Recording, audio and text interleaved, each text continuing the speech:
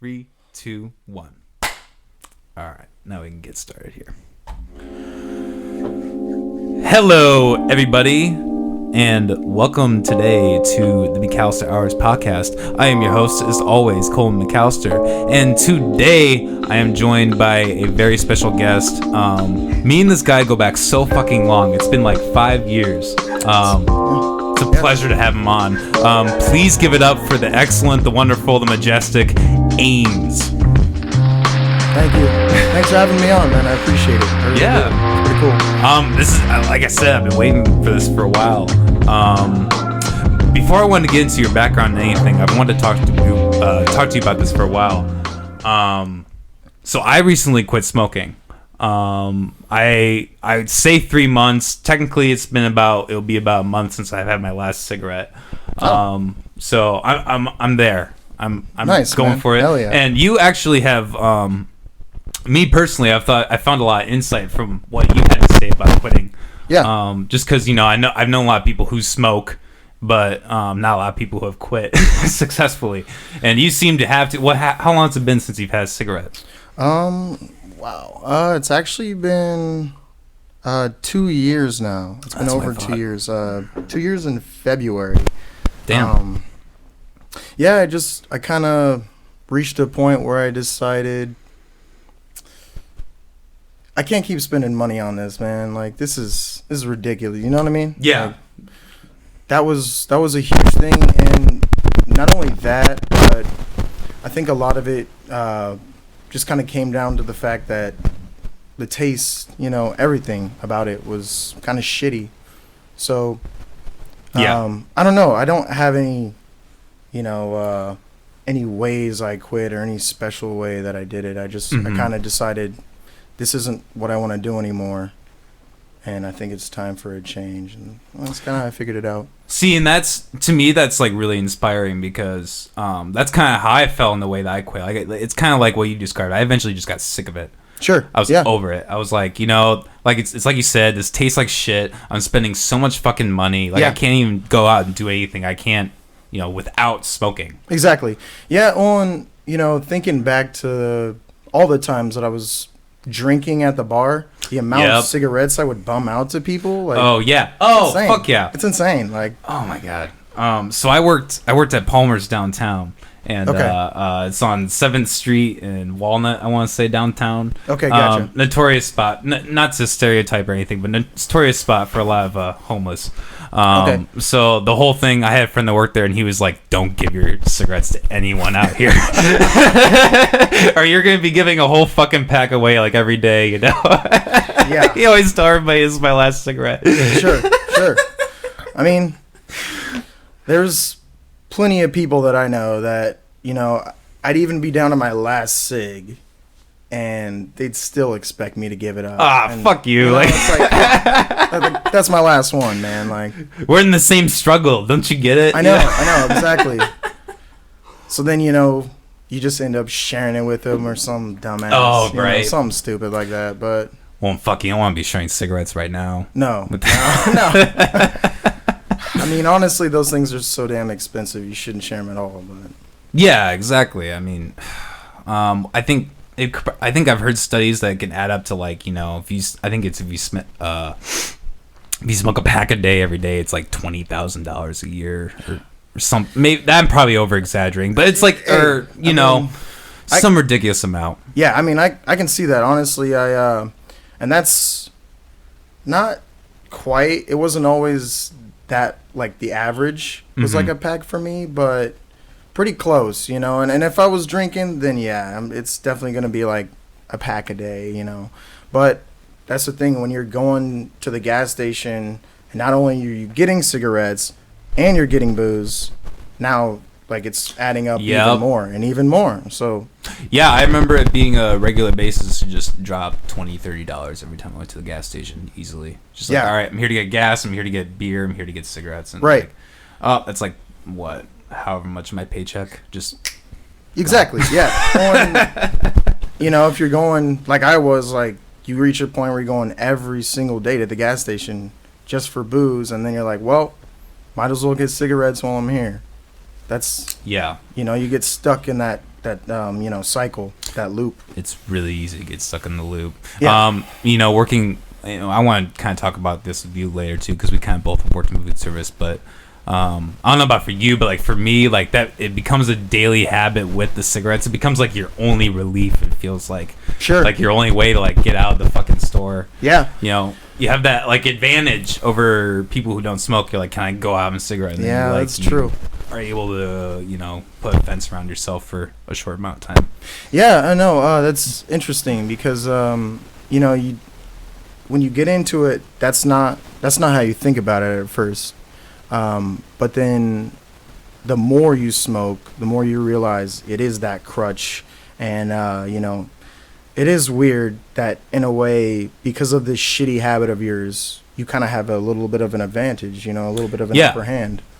So it really is true. I remember so many people being pissed, managers, other workers being like, like we get, assuming we got paid the same means, like why does he get this this amount of time where, but I always also justify it as, when I'm not smoking a cigarette, I was also busting my ass and like going the whole fucking time because I had that nicotine coursing through my fucking blood the whole goddamn time. Yeah, it's like you're talking about, it's the trap. Sure. Well, and I guess I kind of got lucky because really probably about 90% of the people that I worked with smoked cigarettes.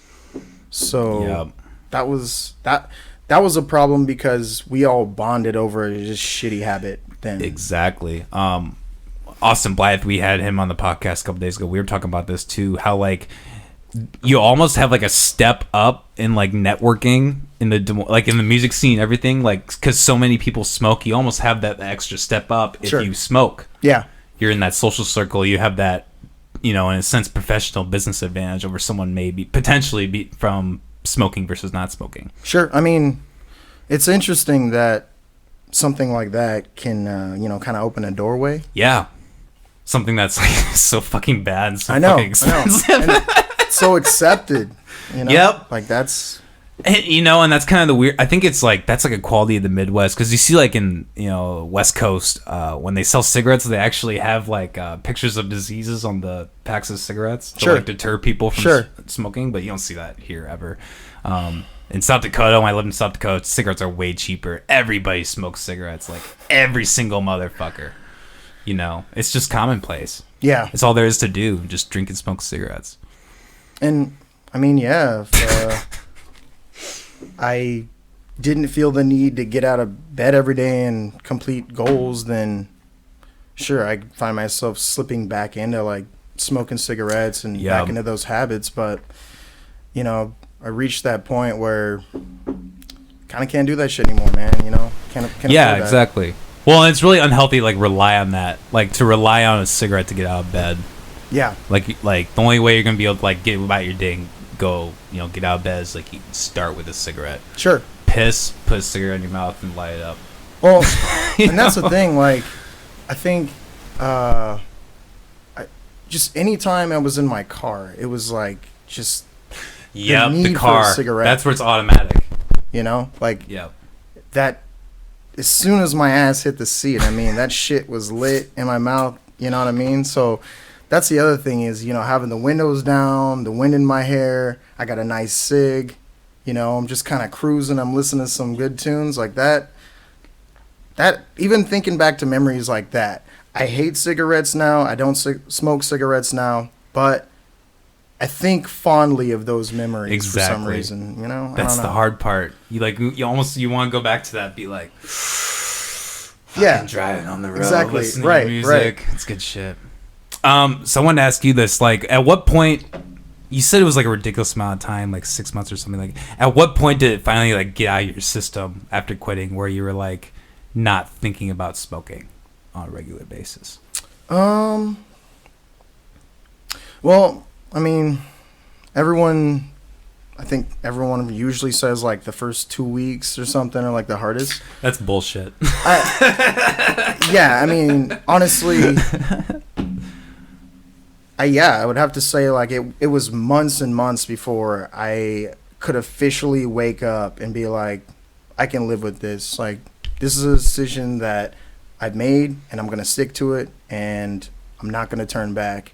And I mean, shit, you know, like even getting into like my first year of not smoking, even I had a couple thoughts like, you know, Yeah. who knows? I could smoke a cigarette anytime I want now. You know, I've accomplished a goal. It's true.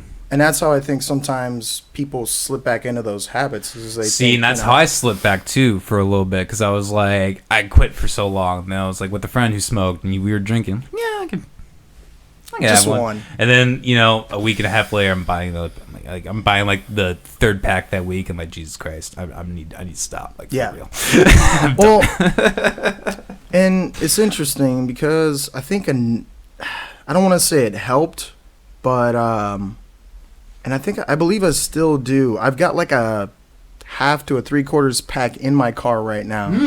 And it was Really? actually the last pack of cigarettes I bought. And you still have it? You didn't toss I it? still have it. I didn't toss it. Damn. And I know, I'm sure they're probably shitty and stale now, but even having that in my car and knowing, I think for like that time when I got that last pack and quitting, I kind of think like my will is kind of what I had to follow in order to not smoke, because I mean, it was literally right here, you know, in my console. So that took a lot of, you know, a lot of will, a lot of strength mentally to not pick it back up and just start again, you know? So I kind of feel like I kind of kept it as a reminder to not go back down that road and to tell myself that I'm strong enough not to stick my hand in the console and grab the pack. I don't know. Wow, that's really insightful, man. Fuck, I could not do that at all. I had to, like, every time I quit, I had this dramatic thing where I was like, you know what? It doesn't matter if I waste my money and rip this entire pack in half, because I'm wasting my money either way. So I might as well fucking, you know. But then ended up, like, I ripped 4 packs in half, and so I spent like 28, like literally through $28, like down the toilet. I'm like, okay, I like. I mean, hey. But I'm here. I'm here. There you go. That's, you know, that's the cool part, you know, is even if you had to waste a little bit of money to make it happen, you know, you're going to come out ahead in the long run, because now you're not spending money on cigarettes. So, I don't know. Exactly. Yeah, it's a tough thing, man. For anybody who does want to quit, it's not easy, but, you know, we're not the only ones trying to do it. Exactly. There's like a whole nation. I'm not a doctor or anything, but the thing I will say is if you don't have the mental willpower to quit, you're not going to be able to. Yeah. If you want to quit just because somebody else wants to, or you're just not motivated and you try. I mean, I don't know about for you, but personally, I went down the road Chantix. I tried the patch. I tried the gum. None of it worked. It honestly all made it worse. It just made me want a cigarette more, because taking that made me more, like, just probably more uncomfortable than I would have been if I just wasn't quitting anyway. Sure. I got a rash from the patch. The Chantix made me super moody and depressed. I started snapping at people, which, like, I never really fucking do. Yeah. You know? It was nuts. Yeah, I don't know. I guess I never gave that time. I guess, like, I never thought about trying those alternatives. Mm-hmm. I know, like, other people who tried them, and I don't know. I guess I was determined to find a way on my own. You know, it's cool that they have these alternatives, but from, you know, obviously from your experience, they didn't make the situation any easier for you. So I really think it's all mental. Yeah. Truly. I mean, obviously, like, the worst thing for me physically, personally, was because when you quit smoking that first week, your celiac in your lungs just, like, spring alive. Sure. So you cough, like, you're coughing up, like, miserably for the first week and a half. Yeah. It's yeah, horrible. Definitely. Yeah. And that's the thing too, is I don't think it's gonna make that much of a difference in your lungs and your chest and your breathing. Mm-hmm. But really, I mean, even after those first few months, I was able to tell a difference dramatically of my breathing and everything else. You know what I mean? Yeah, like, even with my rapping, not like I do a ton of it anymore, but, like, I did really, even the little bit I've done, like, I really have noticed a difference. Yeah. Just listening, being able to do things for longer and go for longer. Yeah, really improves it. That's very true. I definitely found that to be a pretty big issue. When I'm trying to take on this really long verse, or I'm trying to hit certain breathing points throughout a verse, and when you can't, it's very very tough on you. Especially if, like, for me, that's my hobby, and I can't perform my best because of this one shitty habit. Yeah, exactly. It sucks. Well, that was great. I do want to. So we're gonna play some of your music here. This man, he has some great shit. I'm so glad that, like, we just happen to know each other personally, and that we've both, like, developed as individuals, and that we're still here. It's fucking great, man. But I do want to, like, get into your background. So I know you lived in Waukee for a long time. Is that where you grew up? No, actually, originally I'm from Dallas, Texas. Oh shit! So I didn't even realize that. I moved here in 2007 to Waukee. My mom wanted to be closer to her family, so she ended up bringing us all out here. And I don't know, my sister has had it a little rough. She still misses Texas and everything. Yeah, but, I can understand that. I mean, I don't know, man. Is she the older? Sorry, she's the older sister. Yeah, she's older. Only by like a couple of years. Mm-hmm. But I don't know. I mean, yeah. At first, when I got here, I wasn't sure about the whole thing. But what is crying and bitching about it gonna do? Exactly. I'm not going back. So I kind of just you roll with the punches, man. That's definitely a valuable life lesson to learn to roll with the punches. How would you? I mean, obviously there are differences, but in your own words, how would you compare the two here versus Texas, from what you remember? I'd say I loved Texas for the ability to swim basically 24/7. To what? 24/7? Sorry. To swim 24/7. Swim? Yeah, like actual, like, swimming? Yeah. They had what? So you had, like, a pool, or? Yeah, so like actually a lot of people had pools in their backyards. Oh, I see what you're okay. You know what I mean? I do know what you're saying. Yeah. So just like with here you can't really there's only like specific seasons you can do it, whereas like in Texas you can almost swim pretty much like all year round. And there were some really cool like water parks and shit that you could go to that I remember very fondly. So I'd say like I loved Texas for the fact that you could literally be outside almost always. That was my favorite thing. Whereas like with Iowa, for me personally, it's different. Yeah, there's a time you have to check out. Right. And I mean, when it comes to winter, I'm a total bitch. That's just the truth. And, I'm not going to like argue it. Like, I hate the cold. I always hated the cold. That's just how I am. You know what I mean? I actually lived in Dallas for oh, no shit. 2-3 years. Yeah, when I was I think it would have been I'm probably wrong in this, but if I want to guesstimate, I would say it was probably from around 98 to 2001. Oh, okay. About in 2001 I moved to Orange City, Iowa, Northwest Iowa. But yeah, I have my dad's family lives down there, so I'm familiar with Dallas. McKinney specifically, that was that was the suburb they all are from. Sure. So yeah, I totally know what you're talking about, like being able to be outside all the time. Like I definitely remember like walking out late. I mean, for us kids being late, walking out and it just being totally normal, and like you don't get this in Iowa at all. Well, and I guess I didn't really experience. I got to see like, and I mean Dallas, pretty big city. But and I got to drive through it quite a bit, and it was really cool seeing buildings. And driving shit. in Dallas is a bitch. Just saying. Yeah, especially now. Like the more people that are out there, the roads like intertwining and shit now. Like I've been out there. I think I was out there like shit. It's been a while. I drove out there in 2014. That was hell. That was like my grandma died, so we were all out there. Oh my god, yeah. Oh, that was hell. Yeah, the last time I was there was for a family reunion. My dad and I went to, and I can't remember if it was like 3 or 4 years ago, but it was definitely a bitch. There was a couple times like on the interstate where like we just totally got like lost, Mm-hmm. just because like the roads are so fucking wide out there and everything. There's so many lanes, there's so many cars, so many people, so much going on. I like Iowa for the fact that there are parts of it that I can drive through and not see a fucking building for miles. Like that's nice to me. I can enjoy it. I really appreciate that too. Yeah. There's I have this pulled up. We were talking about this earlier. I went here last night. It's called High Trestle Trail Bridge. It does not look as pretty as it is right now because they have not been keeping up on the activity.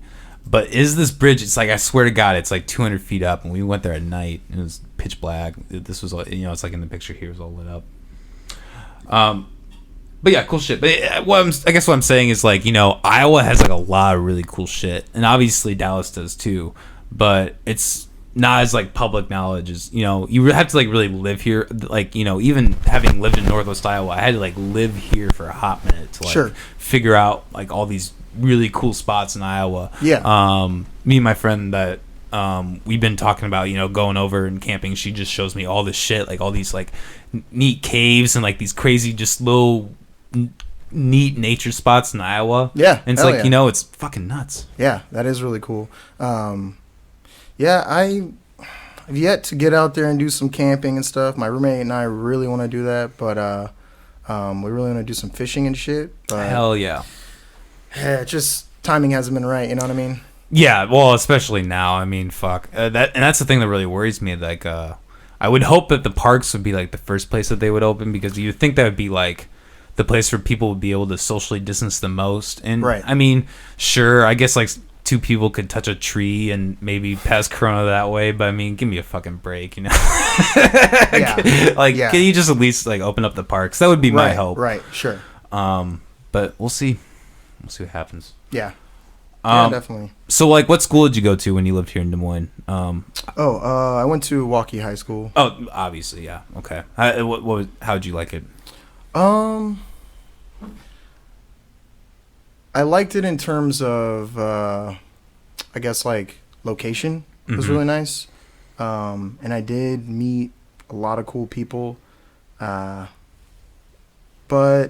not really a big fan of kind of the esteem that community sometimes holds themselves to. I think it's kind of bullshit sometimes. Yeah. Especially when you're walking through the parking lot and you just came from your house, your hand-me-down car, and some kid in your grade has like a brand new like 2020 fucking Charger or something. Yeah. Like, that's class issues. Yeah, you know what I mean? Like, it's... Yeah, that's the big issue with, like, that west side of town, Yeah, definitely. Well, I mean, shit. Sorry that you experienced that. Well, I mean, and I guess it was interesting going there when I did, because at the time there was only, a handful of, other black people. Yeah. When I was there, when I first started there, I could probably count them maybe on like 1 or 2 hands. And it's cool that, it's become a little bit more diverse. Yeah. I would say Des Moines has, there's been, there's, not to stereotype again, but like there has been an influx of people coming in from Chicago, and that has, helped populate that diversity aspect of Des Moines. Sure. So sure. It's been nice. I did want, on that same track though, like how would you say Iowa compares to Dallas or Des Moines compares to Dallas in terms of diversity? I mean, I guess you were kind of young, but like, what do you think? I mean, hell, Dallas was definitely a lot more diverse. Yeah, I can imagine. A lot more just of everybody. And it was really cool. A lot of my friends, especially being, I feel like closer to even just like, I don't know, El Paso, Mexico. Oh, like, yeah. Hell yeah. You get a lot more, Latino people. Mm-hmm. And I had like a lot more Latino friends. And yeah, it was just kind of like a mix of, everybody. And yeah, not to,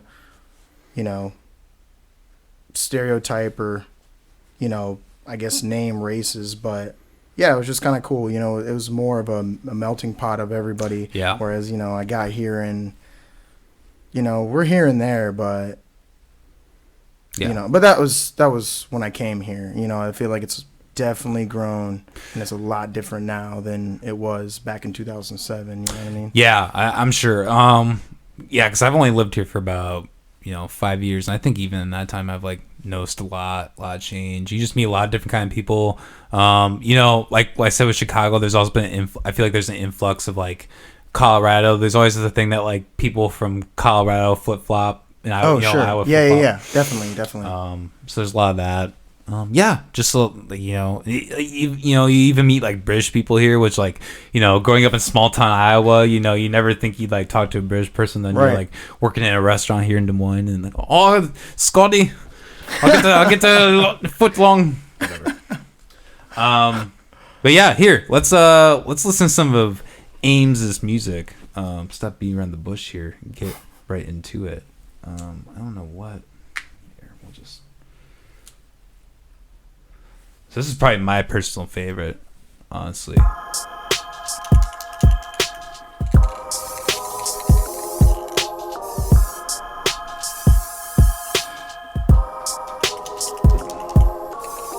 need anything? No, I'm good.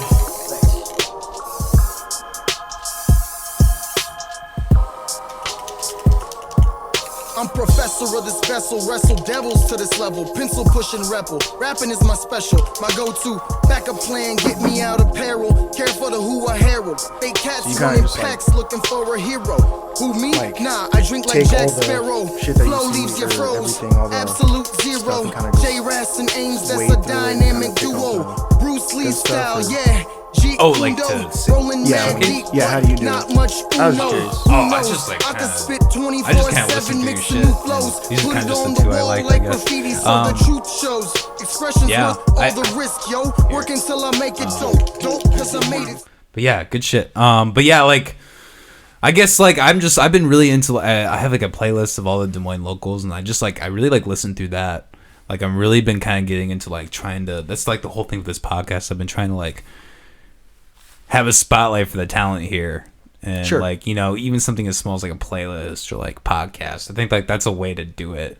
So that's kind of my whole thing. So I'm always like looking for material to kind of add to that, finding all these new rappers, adding their shit to that, and then kind of just like embracing everything. That's kind of how that's just kind of how I go through it. I guess I don't really like analyze it or like. I know. I was just curious. Yeah. No, that's cool though. I mean, I definitely feel like creating that playlist and kind of adding in all these different artists, these different flavors, ideas, is like a really interesting way to kind of get a grasp of everyone's perspective and ideas. Exactly. It's that like people talk a lot about like that conscious hip hop movement that's kind of coming here. I've heard that word a lot talking to people that are in the music scene around here about hip hop specifically. It's like consciousness, like knowing where you are, understanding everything. And, we had an interesting conversation with Lolo talking about, how, a lot of times conscious rappers will focus on the positive aspect, but you have to have that positive and negative. It's like the yin yang. Sure. Give and take, yeah. Even give and take, yeah. I think you're really good at that. Like you have like a bounce on that in your music. Like you're not like. It's not like negative. It's like positive. I think for the most part, it's very positive music, but it doesn't like reach that level where it's like almost annoying or like too much. You're still able to like talk about some shit. There's still some times where you're like able to like, get into it and like analyze some things that are maybe a little like, not dark, but maybe just a little darker for your persona. I think that's really interesting. Well, and it's interesting that you say that. I guess, I kind of feel like if you're, you're kind of hitting that level of like, too much positive energy or way over the top, can kind of come off as fake. Exactly. Fake. It's like, it's like that conversation we had. Like things are going to bring you down. That's just life. You can't fake your way to like think that that's not going to happen. No, not at all. And I mean, like you said, it's important. You've got to you've got to have positive shit to talk about, and sometimes you have to talk about negative shit too, even if people don't want to talk about it. You know, something's got to be said to that. Yeah, you gotta get the whole spectrum, you know. Yeah, but that was Graffiti. I thought that track was really cool. I really liked how you guys you tell me how you used the spray cans and you did the sound effect of that in your studio. Yeah, that was actually a lot of fun. Yeah, we were kind of just hanging out in the studio, and my producer kind of just had this idea and was like, "Hey, man, we should create our own samples. We should create some samples, just kind of mess around." And I was like, "All right, man. You know, if you got ideas, what do you got?" So, you know, we kind of just started messing around with just different samples, and yeah, I guess out of nowhere, I think it was kind of his idea. He was like, "Hey, man, we should go get some spray cans. I've got some sheetrock in my basement, and we can kind of rig a little audio setup." And so, yeah, we just, you know, he kind of rigged it all up for us, and we just each took turns kind of shaking the can, spraying and stuff, get as many sounds as possible. And it was cool, man. It was really fun. And then, yeah, he took all those pieces and, you know, just kind of picked the ones that sound the coolest and altered those, and kind of came together really cool. So yeah, that was a lot of fun. I would like to do something like that again. It was really cool. And you know, that's so awesome that like you know, I don't know, I don't really think you really hear of like artists really like making their own samples like that, like creating their own samples. I think that's really neat. So did like making that sample inspire the song, or was the song already in place? That's a good question. I think the idea of the song was already in place. Okay. But it was solidified when we decided to go with the spray can idea.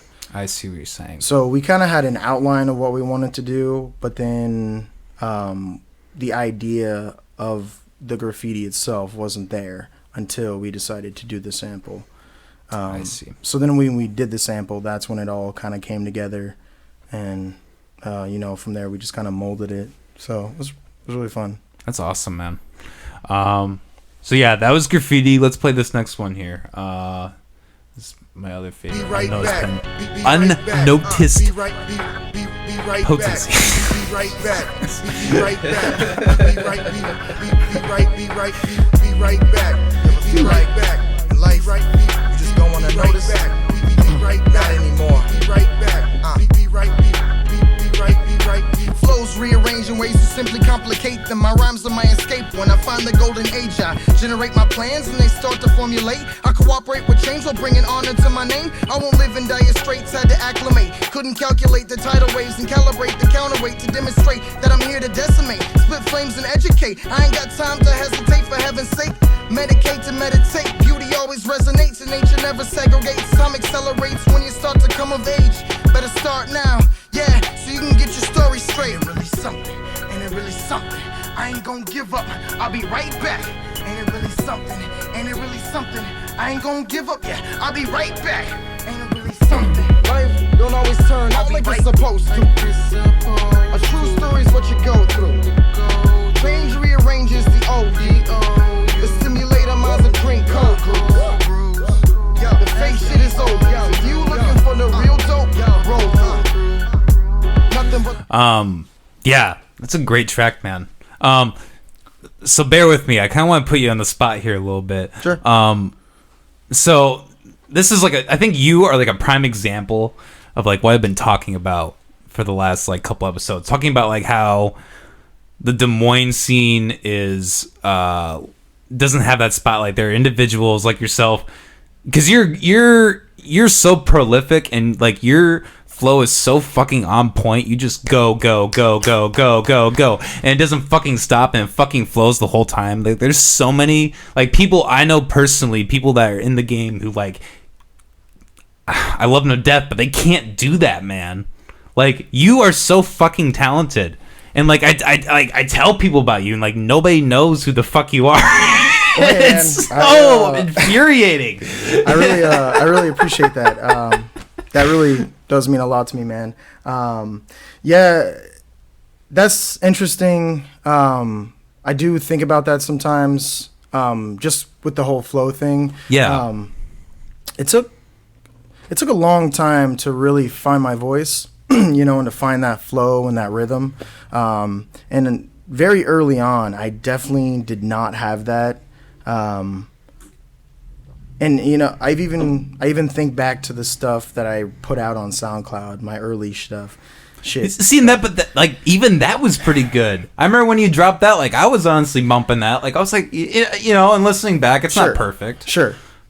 I thought it was pretty fucking good for a first mixtape. Well, I don't know if that was your first. Yeah, it was my first mixtape. I mean, that was pretty fucking good for a first mixtape, man. My first mixtape was garbage. It was fucking horrible.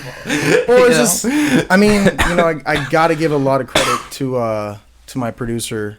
He's really done a good job to, kind of put me on and kind of showcase my vocals at their best. I feel like I just lost my train of thought. Well, I hope I don't scatter, but that actually is a perfect segue into what I wanted to talk to you about next. Your relationship with J-Raz, because you guys have worked together for as long as I've known you. I think you guys have worked together. How do you guys know each other? What's your relationship? Get into all that. Sure. And actually, that does not scatter me. I think that was kind of that's kind of what I was working myself to. So you got me back on track. So I appreciate that. All right. It's interesting. So basically, I've known him probably since I want to say 2013. Wow. I had another buddy in high school, and he went by KK, and his rapper name was Yacent, and he was actually pretty good, but he doesn't do any rap or anything like that now. But he was kind of a little bit of inspiration for me to consider getting into it, because he was the first kind of local guy that I saw that I was like, that's kind of cool. He's kind of got something set up. So basically, he hit me up one day and was like, hey man, I'm gonna go to the studio, and I was wondering if you kind of want to just come watch it, come check it out, see what it's like. Yeah. And I was like, oh, this sounds fucking cool, man. Yeah, hell yeah. I've never been to a studio. I've never seen someone make music, so I'm very interested in this. So rode over there with him, and it was kind of surreal, kind of going down to the basement. And it's cool because J-Raz actually built his studio himself. Oh, okay. So it's a big sliding door to go in, and he's got his whole setup to the left, and then just a lot of space. So it's a whole separate deal. It's professionally done and all that, or my thought, that was my first thought, was this is pretty professional. He doesn't think so, but I think it's pretty cool. And it's even cooler because he's got a booth too. So I guess that's why I meant fuck, I don't even do that. Sure. So I think it's pretty professional. As far as I'd say studios go, for someone who just put it together themselves, it's impressive. Like I said, he doesn't necessarily think that, but I've always given him credit. I've been like, hey man, this is a cool setup, and I really like this. But I went down there, and it was just really cool. You just clicked, essentially? Yeah, man, seeing KK in the booth, and hearing him spitting was so cool. And seeing his chemistry with J-Raz was so cool. That's a rarity. Yeah, you know what I mean? And so it definitely piqued my interest in that instant, that I was kind of like, damn, this is something I would consider doing myself. I think I mentally reached a point where I was like, I would pay to do this shit. Damn. To come here and, even if I'm not even making music, it would just be fun to come here and even just fuck around. Exactly. That's the kind of relationship you need between two artists. You Sure. need to have that comfortability, I feel like. Definitely. And that's that's pretty much how it was. I went there and I almost felt like immediately comfortable, like I could just be myself there. So that's fucking awesome. That was really cool. What was he? I know you got. I don't know if you're working, but like, what has he been up to besides what you guys have been doing? Do you care to share? Does he have any other projects Sure. he's working on? Well, so at the moment we haven't really been working on too much stuff. He's been really busy lately. Yeah. I think you mentioned that. Yeah, but there's a couple things we're kind of working on at the moment. Not a ton, but definitely got a bunch of ideas we're mulling over at the moment. But we did kind of come up with like a list of all of our projects that were, either a work in progress or we have stuff laid out or it's just a beat or whatever. And, kind of wrote it all out. And I mean, yeah, we've got enough material now that I kind of have ideas for my next album. I don't know how many songs, what it's going to be called, or any of that kind of stuff. Nothing concrete like that. But no, we we definitely have a lot in the works. And actually, there's a song that we currently are in the middle of working on that I'm trying to get another local artist who goes by the name of C-Rob. I don't know if you've ever heard of him. No, I'm not familiar. But he's a really, really talented local artist. And I'm actually trying to get on this track with him just because a while ago, back when I saw him more at, J. Rass's studio, we had plans to put a song together, and that kind of fell through. And as it usually does. Right. But so yeah, I mean, we definitely have a lot of stuff that we want to release, a lot of stuff that we want to do. We just haven't had the opportunity and time to try and make it happen. Yeah, well, especially now, it's like so hard to collab. Yeah, it's like, even doing this podcast, and so hard to, like, I've discovered how hard it is to like get people's schedules. Like, hey, I'm only free this day. I work like 9 hours that day, bro. You're gonna have to get back to me another day. Like, sure. Work. I think we're getting up to a point about a break here, but I did want to ask you one thing before we do that. You brought your notebook. Do you have that with you? Oh yeah. This motherfucker, he's like Eminem over here with this notebook.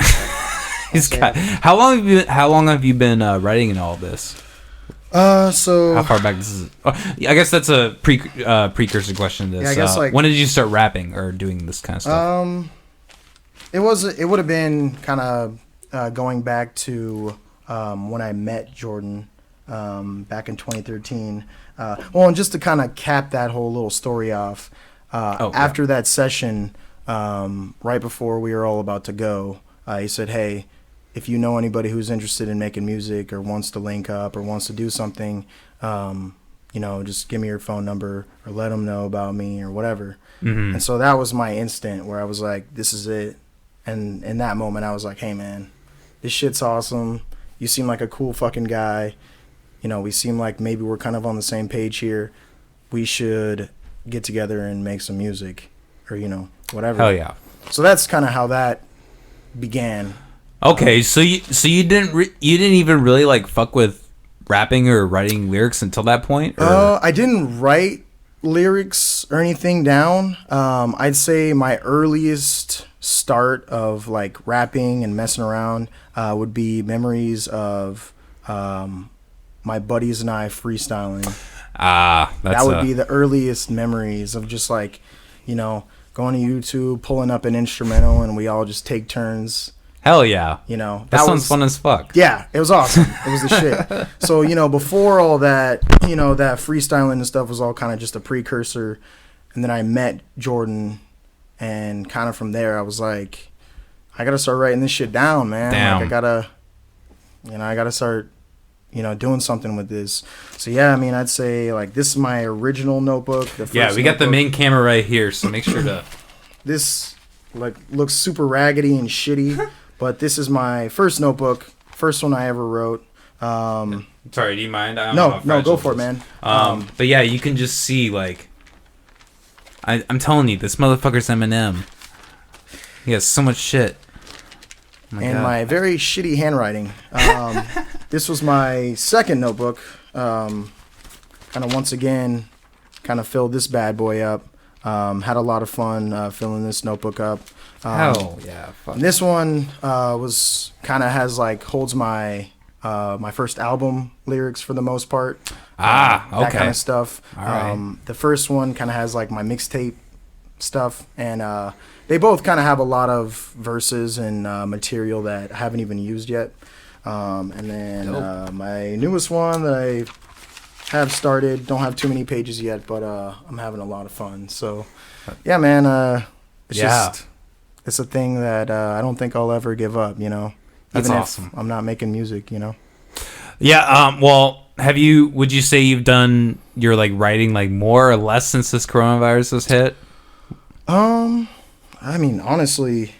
Well, you're pretty much working. I mean, we're gonna get into this later, but you're pretty much working the same amount, right?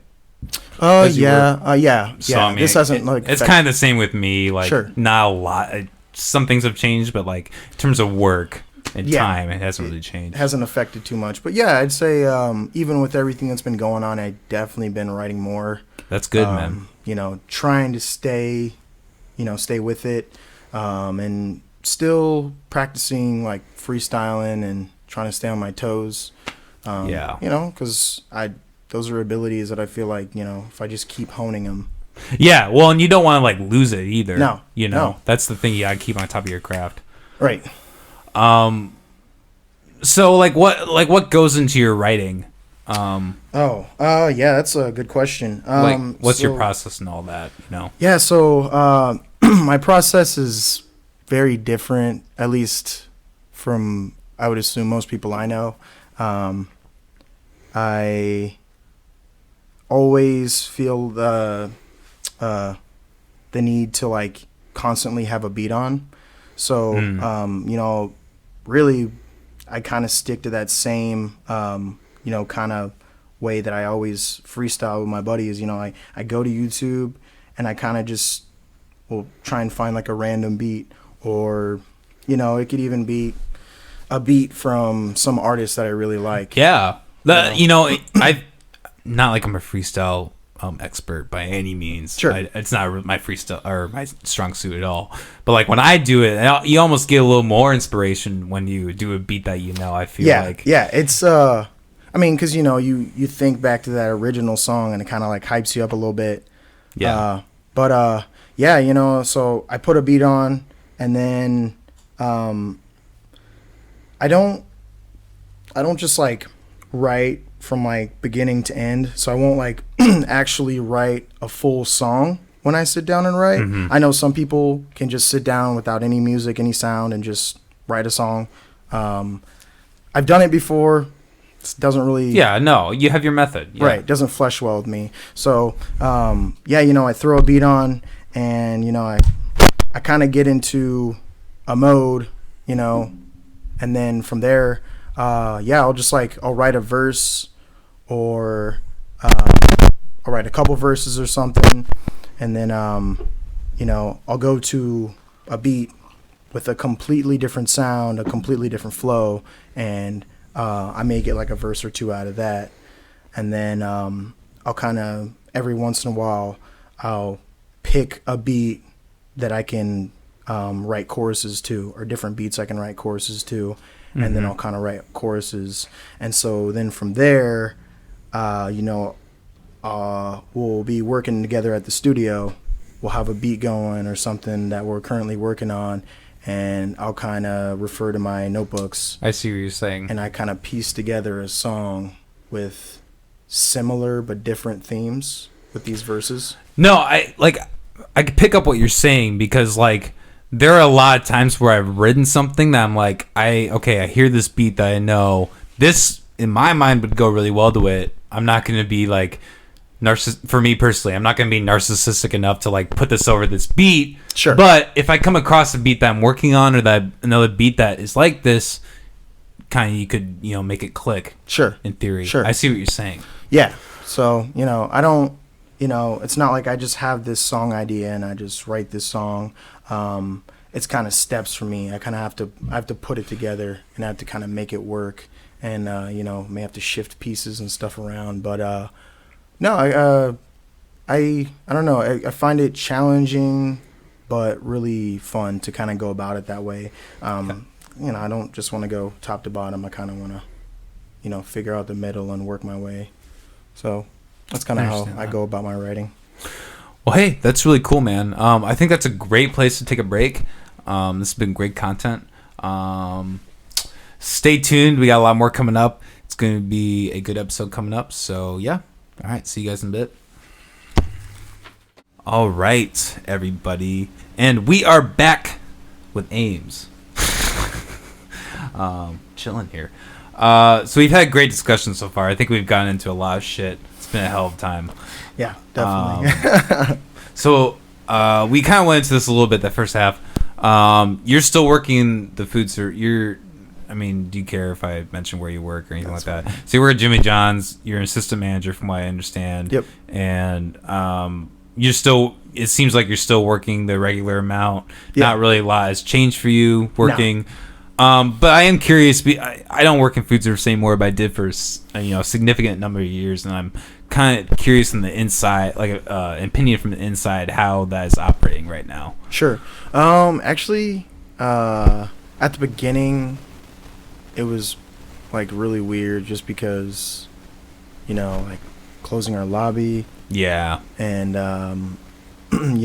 obviously taking the cleanliness precautions very seriously. Mm-hmm. Still do, but definitely right at the beginning of it, I can imagine it was just like a nightmare. Well, and for the most part, at least from my personal experience and the people that I've worked with, we've always done a really good job of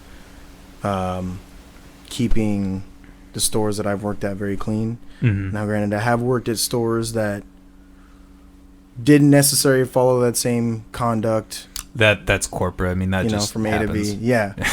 But no, honestly, really, aside from the hour change and kind of the less contact, not too much has changed. I mean, I'm still following out the same activities that I've been doing, but it's definitely been different, and getting out of work at 2 hours before I normally would has been really nice. I'm still working the same kind of amount of hours, but it's had to adjust based on everything that's going on. So when do you what time do you close in generally? Some stores it's different. My store in particular, we close at 7 now, as opposed to 10. So 10 to 7 every day, as opposed to 10 to 10. So it just means going in earlier, but getting to leave earlier that's gotta be nice as fuck. Oh, it's been super nice, man. I mean, and one of my coworkers keeps reminding me that when this is all over and things go back to normal, going back to that regular close time is gonna suck. Yeah. It's it really gonna be is rough, man. It's gonna be an adjustment for sure. There's some pros and cons of this whole coronavirus for sure. It's kind of interesting. Yeah. But I'm curious, how has your business increased, decreased? I know Jimmy John's in particular is kind of in a unique situation, as they already kind of had that freaky fast delivery thing in place. Sure. So unlike maybe McDonald's or other places that had to set up that whole grit hub to try to compete, you guys already kind of had that in place. So I guess I'm kind of curious how your business was in terms of that. Well, so one of the locations not too far from my location actually is one of the stores that closed. So we kind of inherited all their business and their entire delivery area. Oh, wow. So we have not only our business in our area, but now we've got another stores. So honestly, for us, business has been pretty good. Wow. That other stores area and business has helped us a lot. So no, I mean, honestly, sales wise, like, we're doing pretty good. Damn. You know, so that's the other thing. Yeah, well, it's kind of thing I always have to think about. There is a lot of economic strife, but someone's profiting off this. Right, right. Somebody has to be. There's somebody always is. Yeah. But like, I guess if this is too personal for your job, just let me know. But like has your employee rate gone down? Like, are less people working? Would you say, or more, or what? What would you say? I guess if business is up, you probably wouldn't. Less people wouldn't be working. I wouldn't think, but I guess I'd say we do still have the same amount of people that we've had, but unfortunately, hours cut back a little bit. We've been trying to make sure that we're, compensating everyone equally and trying to give everyone the fair chance to get hours, to get the time they need, that's financially affordable for them, what I mean? Exactly. So that's been a bit of a challenge, I guess I'd say, during this is trying to make sure that everyone's taken care of. I can imagine that's very challenging. But it's challenging for a lot of people. But really, it's been nice because we really haven't had anybody leave on us. That's good. Cool, That's really good. Well, I mean, to be honest, I'm not trying to be an asshole, but you kind of have to be an idiot to like leave your job right now, I mean, even if it was like the worst job ever, I mean, come on, man, like you gotta stick it out. Man, I mean, a little bit. That's the thing. Like, I definitely have not been complaining this whole time. I'm just glad that I can still support myself financially, that I'm still doing okay during times that other people are suffering. That's really sad. Well, I'm not trying to put you on a pedestal at all, make you. No. But you know what? You are kind of in a unique, beneficial situation as to where you are assistant manager. You do have the opportunity to keep your hours and. Sure. Well, sure. I mean, are you salary? Yeah, I'm salary. So I mean, I guess it doesn't really matter. But you're still like. No, it's like I said, nothing has really changed for you in terms of your daily life. Sure. Like your daily, weekly. Schedule. No, definitely not at all. No, I'm very grateful that I am still able to. And I don't know. I mean, I'm sure some people are enjoying not having to go anywhere, staying in one place. But I like that. But also, even with everything going on, it's still nice to get out and about. Exactly. And see people. Well, man, even the people that enjoy it, eventually they're gonna snap too. I mean, if you were to do it long enough, I mean, it's just nature, human nature. I think even the most introverted people, they need some sort of human, interaction. Yeah, it's important. There are very few people that I think could live the nomadic cave life. Just I'm not gonna fuck with anyone forever. I'm gonna do everything myself. You're all dead to me. No, I can't. I've never. I don't think people would do that. So another thing I kind of wanted to get into, we kind of talked about whether you're okay with this before the show. Something that I thought was really interesting. You're not involved with this anymore, so I kind of feel comfortable talking about it. If you're okay with it, how we know each other. Yeah, definitely. Yeah. You used to sell me weed. Quite a bit. Yeah.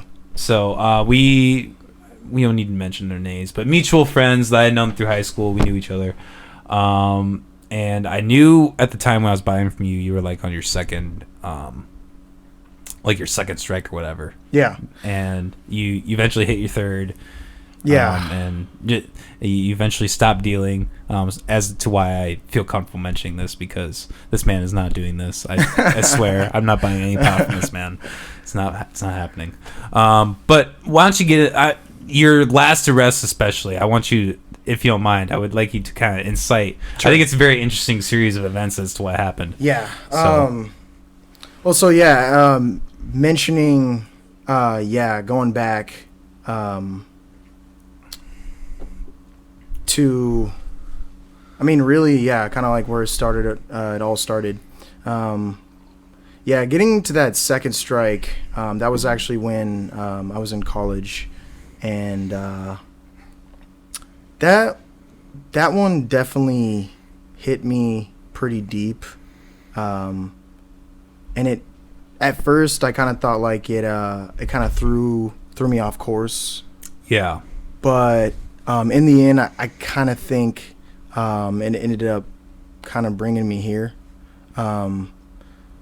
So yeah, in the moment, the time, it was really shitty. It sucked, but I feel like I learned a lot about myself, what I'm capable of, and you know, like just perseverance, man. Like, you know, you making a fucking mistake and then having to fix it, you know, and you know, is nice because I've even during those times of turmoil, I've always had support from my family and my friends and stuff. But you know, that time, the second strike brought me back home, where I kind of had to, you know, just in a sense, man, get my shit together. So, you know, I came back to my mom's house and I was like, all right, I gotta basically work off this debt I've accumulated now from this second strike. So then, you know, basically for like 3 years straight, I was at my mom's house, and really all I did was, you know, pretty much go to work, maybe hang out with a couple people here and there. Yeah. And, you know, kind of just like work on some music stuff. You know, it's kind of stuff that I was doing to like kind of cope and deal with my situation.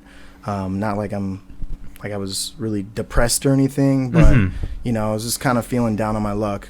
Well, yeah, I mean, personally, I've never been in any legal trouble like that, but I can imagine, like, after having gone through that, and, you know, however headstrong you are about that, or however much you might not care, that's gotta affect you somehow. Sure, you know. But you know, so you know, I did my thing. I stayed focused, and luckily, after that 3 years. I was able to save up a shit ton of money. You know, I got a new car, moved out of my mom's house, you know, kind of moved up in work, was doing a lot better. So in a sense, you know, I was successful. I got my shit together. I got out of trouble. You know, I dotted my I's. I crossed my T's. Was doing everything right, you know? Yeah. And then, I don't know, I think I kind of reached like a point where I got a little too comfortable again. Yeah, that's the big problem, you know, with like anything. Right. You know, talking about, you know, going back to smoking, what we were just talking about. You know, right. You get comfortable. Exactly. Yeah. So, you know, I kind of got back into, you know, old habits, even though old habits die hard, you know what I mean? But yeah, I got back into old habits. And that's the thing is, you know, is one of the things I always tried to stick to was never having anything on me. And so let's see. Yeah, this third time would have been, I think, I want to say 3 years. 3 years ago? No, I think it was. I want to say it was when I quit smoking. Actually. Really? Yeah. So. Sorry, I don't mean to derail you, but do you think there was a correlation? A little bit. Okay. Yeah, definitely. Because I think it was pretty close to like right after it happened. Wow. I think like days even, you know, I was like sitting on my couch and I pulled my pack out and I went outside, you know, in front of my house, grabbed a cigarette out, lit it, took a couple puffs, and then I don't know, I kind of thought to myself like, this, like, nothing, like, this cigarette isn't going to make me feel better about the situation I'm in. Like, I kind of realized that, like, those small little problems that cigarettes may have helped me get through, like, that shit wasn't gonna make me feel any better about the shit I was in now. Yeah, and you're not solving the problem, you're just putting it off, is all you're doing. Right. And now it's like not only that, but why would I keep spending money when now I've got this legal shit that once again I'm going to have to get myself out of, because I did this to myself, brought this on myself. So going back to, you know, trying to stick to that, you know, nothing on me rule. Yeah. You know, I was comfortable, man. And, you know, the thought that really, you know, kind of fucks people up a lot of times in situations like this is one more time. The thought of one more time itself, you know, it's inevitably there, you know, that one time is your last time. Yep. So, yeah, just one thing led to another, and eventually there I was again making the same mistake, carrying shit on me again. And this one night in particular, I remember I got off work, and I think maybe I went to the bar or something. I had literally a beer. Yeah. I talked to my producer, and J Ras was like, "Hey man, you want to come over? We can work on some stuff." So I was like, "Okay, cool. I'm feeling good. Had a beer. I'm gonna get the hell out of here. I'm gonna go to the gas station. I'm gonna get me some beer. I got something on me. I'm gonna cruise over there, and we're gonna work on something." So of course I'm like a block or two away from his house, and it's like right after I turned, it's right when I got popped. So really, I mean, it was kind of in that moment that I was like, damn, I should have known this was coming, you know what I mean? Here I am, everything was cool, I'm comfortable. I was waiting for it. Yeah. And it snuck up on me, man. I could have called it, but I knew something, was going to happen. So, yeah, basically, I mean, from there, kind of long story short. Yeah, what's the series of events interacting with the police officer? Well, so, as I said, I'm completely sober, I am of legal age to have beer at the time, so I've got beer on me. Comes up, asks me for my stuff, and it was a little scary just because it was probably 11:30, maybe after 11, and so obviously even though I'm sober, I'm good, I'm totally nervous, and it's not like there's a smell or anything, Yeah. But yeah, kind of asked me for my information, and the reason I was kind of freaked out is because I kind of keep a folder in my car with my information. Oh, and I keep all my stuff together. I forgot about that. That's right. So and I always keep it in the crevice, right next to my seat. So when he asked me for my stuff, I slowly went to grab it, and he kind of was freaked out, Yeah. he was ready to draw or something. And I just said, "Hey man, I'm just reaching for the information you asked for. I'm just complying. If it's okay with you, I don't have anything, weapons or anything, man. I'm just going to reach for my folder because this is where I keep everything." So I grab it, I give him my stuff. And so then I'm sitting there and kind of just not sure what's going to happen. I'm going to let this play out, and pulled a cigarette because, this obviously before all this, pulled a cigarette out, got the cigarette in my mouth. And then as I'm sitting there waiting, I see another cop pulling past me. And I was like, okay, so now it's turned into a situation. Yeah. I get that. Now something obviously is up now. So eventually the other cop shows up, and, he comes back to my car, has me get out. And basically the whole ordeal was I didn't have any license plate lights on my car, and my car didn't come with any bulbs. So the whole thing was, that's why he pulled me over. Yeah. So I get out, follow him back, explains I need to get bulbs in, and I happen to have expired insurance cards with me, but I did actually have correct cards. They just were at home.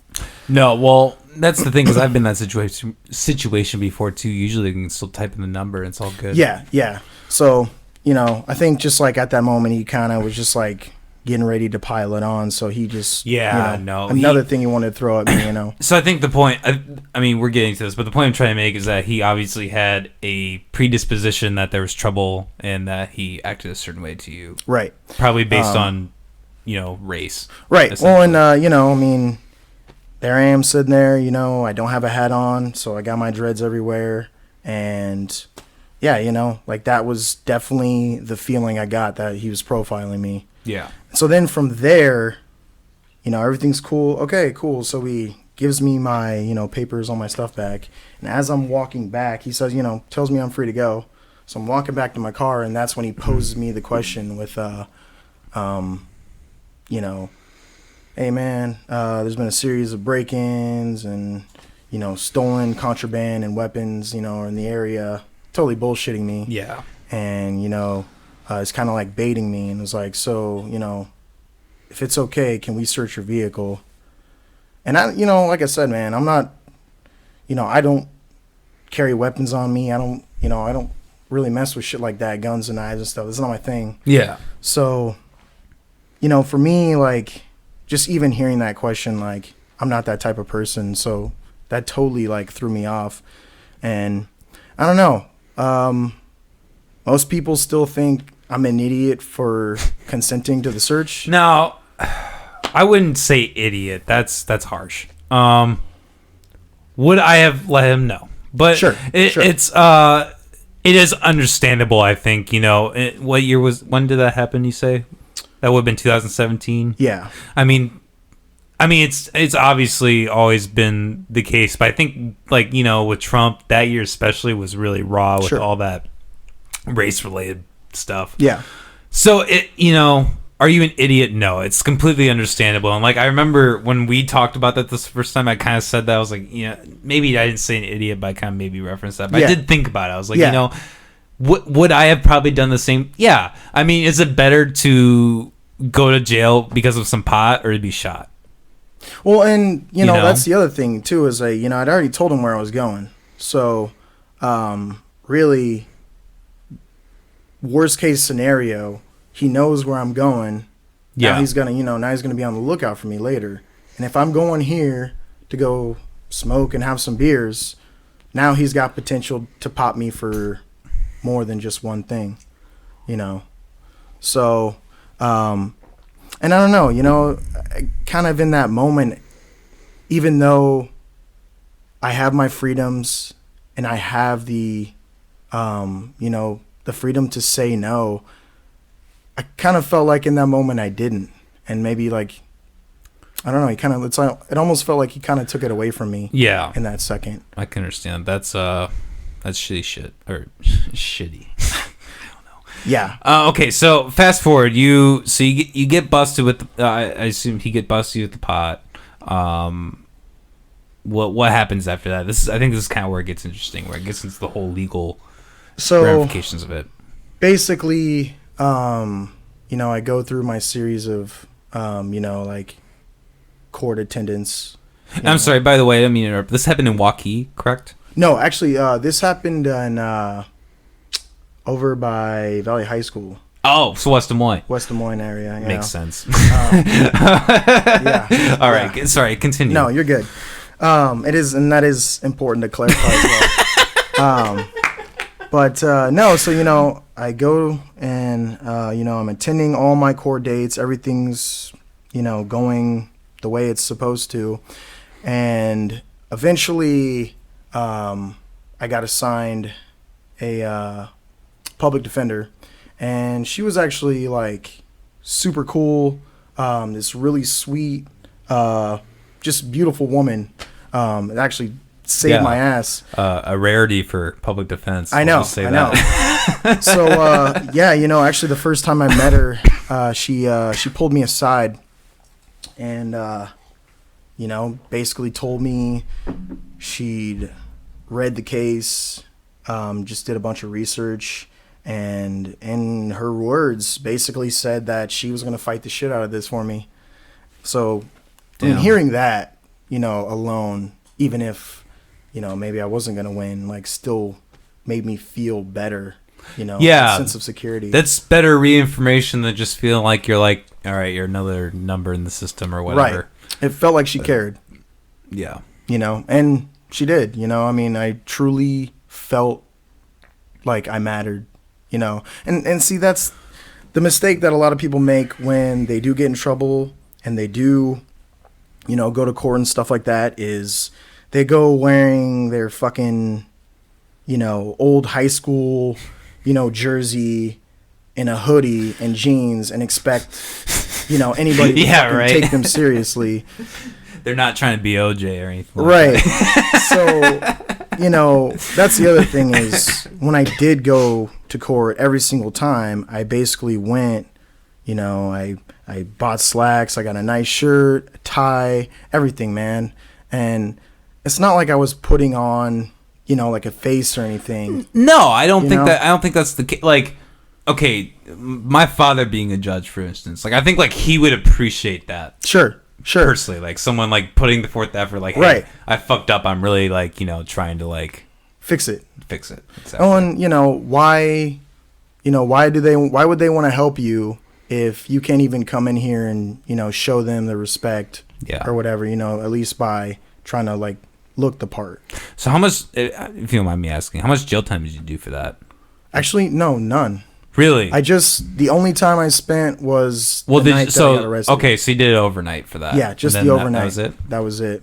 Damn. And actually, to go back to that night and thinking back to feeling profiled, when I eventually was on my way back to the station, I remember he asked me, so do you do anything besides work at Jimmy John's? You know, because I had my uniform on. He told me, that's right. Yeah. Continue, sorry. And he said, you're good. And I was like, yeah, man, I actually like to make music just like on the side. And yeah, his response immediately was, oh, you make rap music? It's like, wow. Wow. Like, Tyler the Creator said something about that at the Grammys. He was like, every time a black guy makes music, they just put it under the urban hip hop. Yeah, it's fucking true, man. Like, it's that stereotype. I mean, shit, man. Like, you don't know. Like, maybe I fucking make opera music. Or yeah, you're like a world class violinist, you know. Yeah, you know. You're so quick to jump to that. Like, that's your first go to. Yeah, that made me feel pretty shitty. Like sitting in his car. Like, I was like, wow. See, because here's the difference. Like, for me personally, I'm kind of an asshole. So, you know, if somebody were to say that to me and I would have that stereotypical response, I would still like keep it in my head. Yeah. You know what I definitely. mean?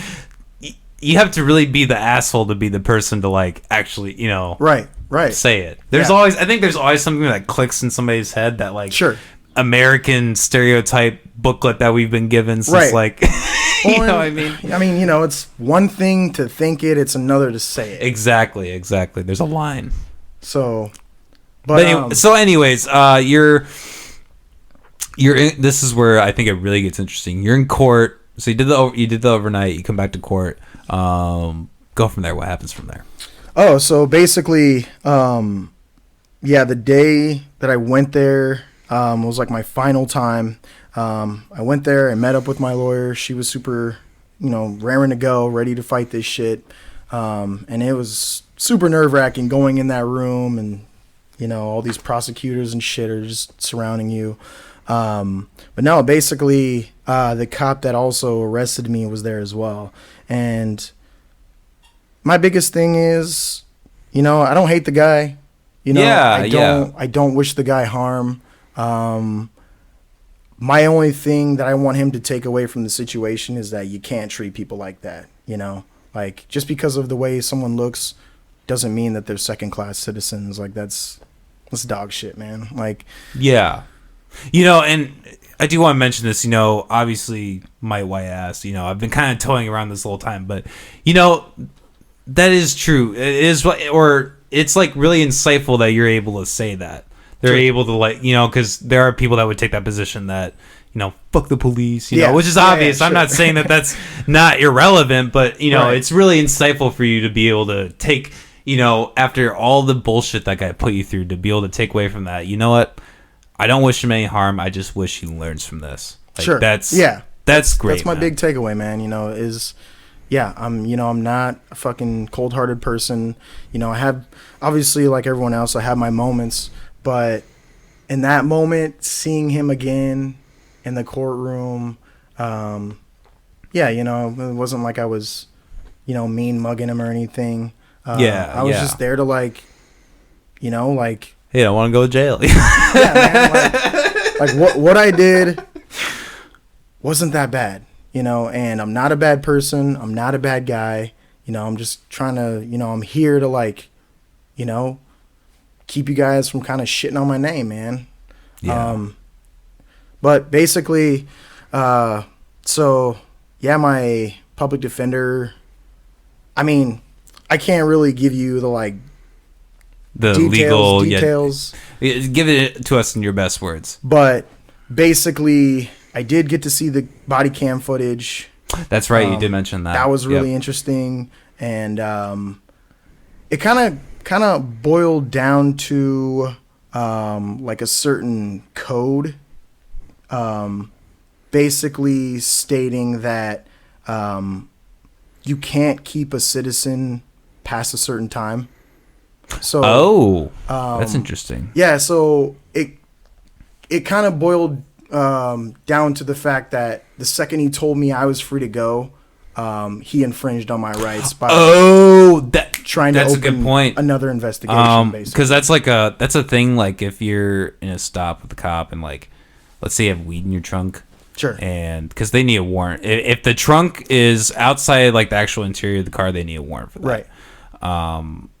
So what you can do is like you are constantly asking, am I being held against my will? Sure. And they have to answer truthfully. And if they don't, you can fuck them for that later. Yeah. You know? So it's like, no, we like, you know, just like hang out. We want to get K9 unit. It's like, no, am I intoxicated? Am I doing anything wrong? Or are you just like on a wild goose? Like, am I being held against my will? Yeah. No, fuck you. I'm out of here. Right. You know? Yeah. But there's something to be said where it's like, again, my white ass, I might be more confident to do something like that versus you. I completely acknowledge that and understand it. I guess what I'm trying to take away and say from this is like, I really hope that I really hope that everybody could be on the same plateau. Oh yeah, definitely. where you can know your rights as a citizen and be able to take full advantage of them, despite whatever the color of your skin or your ethnicity or anything. Exactly. Is. No, that's very well put. And yeah, basically, you know, I'm kind of sitting there listening to all this legal mumbo jumbo, basically, and it felt like it was moving slow, but I mean, literally everything happened so fast. And I mean, my public defender basically did all the talking. She was like, you don't have to do any talking. I'll take care of everything for you. Just basically sit there and like, you know, do your thing, man. Just be you. And yeah, it kind of was like, just like a total like blink of the eye. And then she was just like, so what'd you think? And I kind of was just like, frankly, I'm kind of lost. I don't really understand what just happened. And she's like, well, we won your case. And I was like, whoa, we won? It's over? And she's like, yeah, this is it. I mean, you know, like, you're done. Yeah, like you're off. Like, you don't have to do anything. And I mean, you know, me, you know, like, you know, being in trouble multiple times, it's, you know, it's like, okay, you know, what do I have to pay for? You know, do I have to talk to somebody? And for the first time, you know, getting in trouble and actually hearing someone say to me, like, that's it. No, like, it's waived, no fees, no charges. You're free to go. Like, hearing those things and being able to walk out of that courtroom, I don't know, you know, like, kind of with my head held high. You know, because, you know, I'm not a criminal, you know. No, we're not criminals for this shit. No, it's smoking pot. No, yeah, man, it's ridiculous. Bullshit. So to be able to walk out of there with nothing holding me back anymore, and having learned all these new things and having grown like even more, I mean, quite literally clean slate, I would say. Like that feeling, you know, is just fucking mind blowing.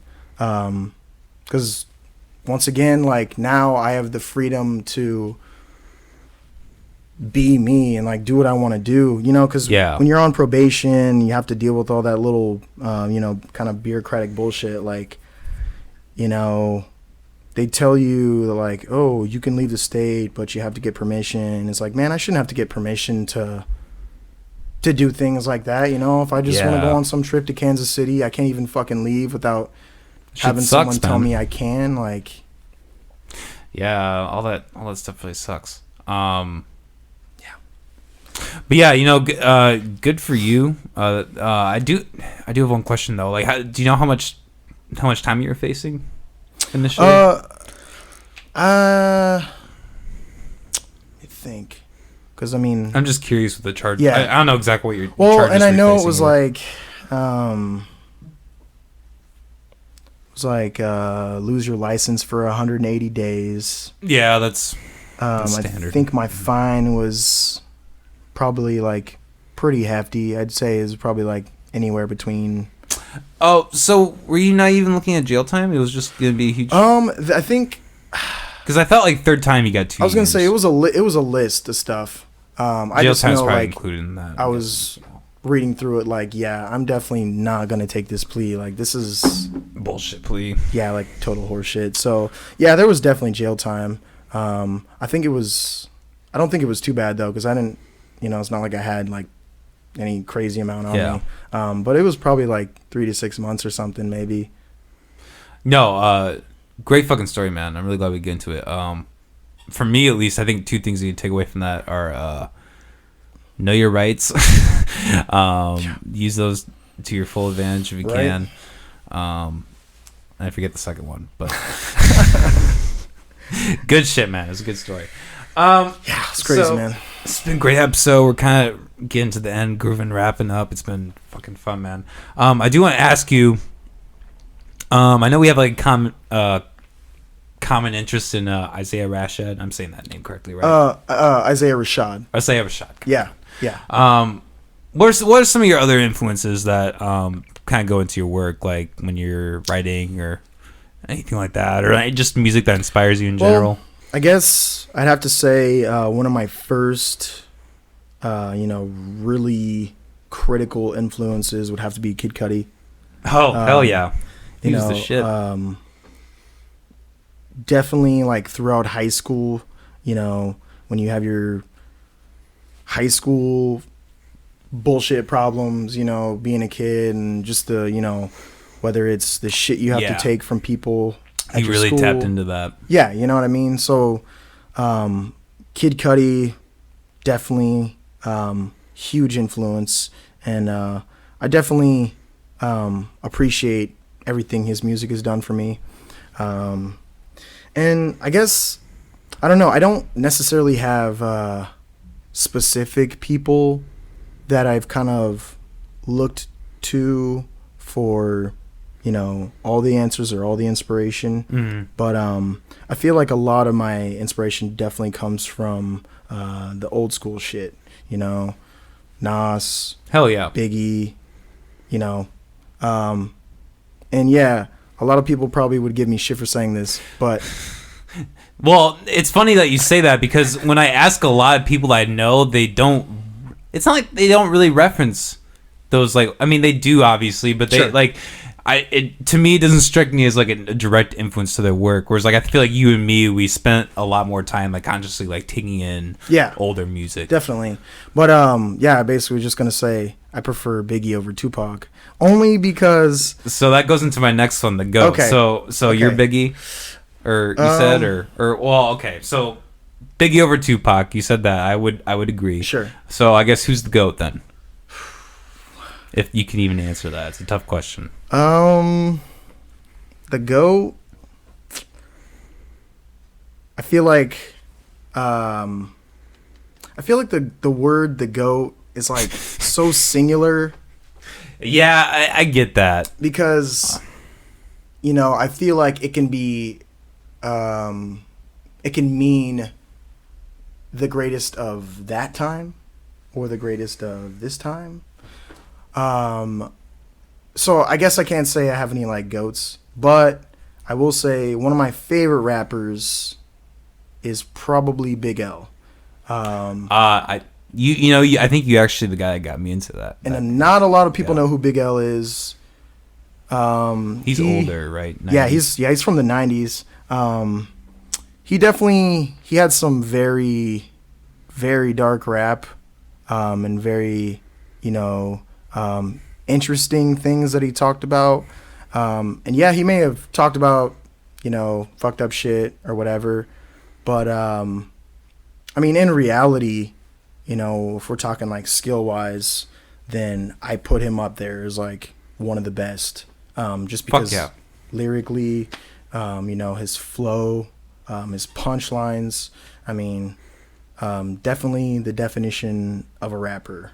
So yeah, anybody who has not checked out Big L, if you are, a hardcore rap fan, you like old school shit, definitely want to check out. Hell yeah. I might have to dive back into that because I have not listened to that guy in a minute. But yeah, he's really good. I don't remember what the album is. He has a really good one. The one that everybody knows, I feel like, the Big L album. One where he's like standing there. Yeah. I can't think of the name of it at the moment, honestly. Type in Big L, you'll probably find it. Yeah. I guess is probably the best way to. Definitely. So I guess second to last thing before we or stop this here. We kind of talk. I think we've already kind of beat weed with a dead horse, but what I don't know how. Again, I think you're pretty comfortable talking about all this, but how are you with like what? Do you have any like great experiences with like psychedelics? Like anything that like what's your favorite kind of psychedelic? Have you fucked around with it? Like, yeah, I've let's see here. There's been some really good memories. I don't know. I guess I'd have to say I did have a lot of fun doing shrooms. Really? Yeah. Actually, yeah, there's a really interesting story. So, Continue. A buddy of mine, a really good buddy of mine, Cisco, been my boy for a long time. We don't really talk as much or, really shoot the shit like we used to. But, always going to be my boy. Yeah. We were hanging out at his place. We had just each picked up some shrooms, and basically the plan was just to kind of kick it in his basement, listen to some music, hang out. So, we took our shrooms, which, I don't know if you've ever had shrooms, but they taste horrible. Fucking terrible. Yeah. Not good. I'm not a fan of shrooms personally. So, but so we managed to get those down. And so then, yeah, we kind of just like hung out, and it was cool. He had this big ass like portable speaker that kind of like had like a luggage rolling type. Oh, there you go. Arm and stuff, and it had a little glass dome on top and a little spinning light. So, we just like hook him an aux cord to someone's phone or his computer, and we just like turn it on, turn the lights off, and turn the lights on in the little player, and then dude, it would just be like fucking light shows like on the ceiling and stuff, and it was that's really cool, really dope. And holy so fuck. We kind of hung out there, did that for a while, and they were like, man, kind of want to smoke, and we like didn't have anything, so we kind of went on this crazy goose chase, kind of driving all around town looking for it, while tripping. Yeah, damn. So like basically, we ended up going to this one kid's house, and we got a little something, and then basically, like, long story short, that was actually the same night that I ended up meeting a guy that I ended up buying bud from for a really long time before I quit. Oh, okay. So that night is actually how I ended up finding a dealer. Basically, which was like really crazy. Yeah. And we actually, oddly enough, when we did get to the apartments, we're standing there, rolling outside, the door, waiting to knock, and right as I was like about to knock, my buddy Cisco was like, "Wait a minute, something doesn't feel right." It's like, I feel like we're at the wrong apartment. And I was like, okay, man, how strong is this feeling? Because we're like right here in front of the door. And he was like, we should go. So we left, went like one apartment over, and Sure enough, he was right. We almost knocked on some random person's door. Damn. So, yeah, so that was like a really crazy night and probably one of the most fun times I had with shrooms. So that was really fun. Yeah, it was a good time. How much did you take? Do you remember? I think we both did a bag. Damn. Yeah, when well, we don't need to get into my mushroom history, but it's been iffy to say about iffy to not very good. Sure. What about acid? Do you like acid at all, or? Yeah, it's very. I do love it. It's very taxing. That's true. And I haven't done it in years, but I will say, I do remember very vividly the first time I did it was actually on July 4th. Damn. And it was really cool. I was with like 7 or 8 really good friends of mine. And yeah, we ended up kind of walking around a bunch. Like we went to the mall, and at Jordan Creek Mall, have you ever seen like the fountain? Yeah, like I know. And shit. Yeah, like by all the restaurants and all that. I know what you're talking about. So like I remember one of the first things we did was walk over there, and we're kind of just like hanging out. Damn, and like nobody stopped you or anything. No, like it was just like a shit ton of us, and like we were just hanging out with like the other people that were just randomly sitting outside. I think we went into the mall because we were all thirsty. We got like drinks at a water fountain, and then we're like, yeah, we got to get the fuck out of here. Yeah, right. That'd be a lot to handle tripping. So yeah, we left there. Eventually, one of our friends thought it was a good idea to take us to a July 4th party with like adults and shit there. And somehow he talked me into rolling a joint and trying to enjoy it. And then like the homeowner came home and was like eyeing us. So then, yeah, I mean, I basically was like, well, it's time to go. I'm a dip. Yep. So yeah, we were all like, yeah, this was a terrible idea. We shouldn't have come here. Let's just all go hang out back where we started. And, let's just kind of finish this thing all together as one. And I remember the central theme was the thing that we always talked about when we were tripping was circles, everything coming back. So, once we got back to our buddy's apartment, that was when we bonded again, and we were kind of talking about circles and everything. So it was a lot of fun, man. That was and yeah, actually I did get to see fireworks. Oh, there you go. Hell yeah. It was awesome. It was breathtaking. Yeah, like one of my fondest memories of like when I lived in a small town, South Dakota, is like we would drop acid. We'd go out and like look at the stars like 3 a.m, and it's like country, so like there's no light pollution, and like the entire sky is just crystallized. Yeah. Oh man, it's great shit, man. Can't imagine. This has been a great fucking episode. We're about to wrap it up here, but one more thing I wanted to ask before. I know you kind of talked about a little bit in the beginning about what you're doing at J-Raz, but what can we expect from Aimz the rapper in 2020, despite the coronavirus?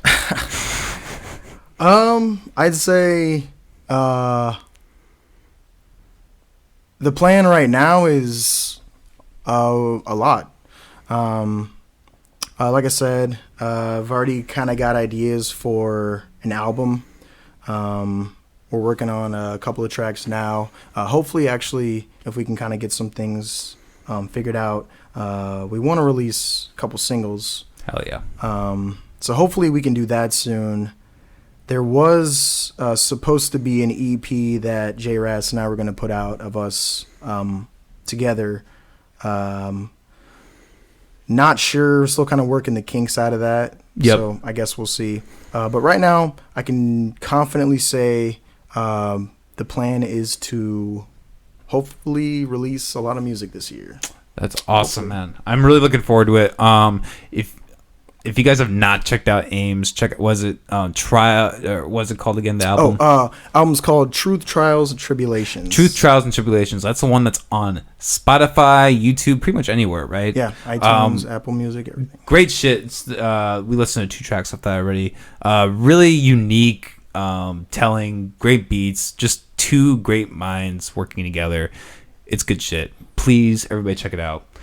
And with that, I think we're gonna check out, both mentally and physically here, maybe a little bit, and get going. Thank you all for tuning in. It's been a great time. Hey, thanks for having me on the podcast, man. I appreciate it. Yeah, it's like, I love giving people this first opportunity to come on. So yeah, it was fun. I'm glad you're able to do that. I'm not sure who my next guest is. I'm sure it's gonna be great. Oh no, it's Cut and Swerve. Cut and Swerve. He's coming on in 5 days or so. So everybody check out that. We're gonna keep everybody tuned in, and yeah, peace out, guys. Y'all have a good night.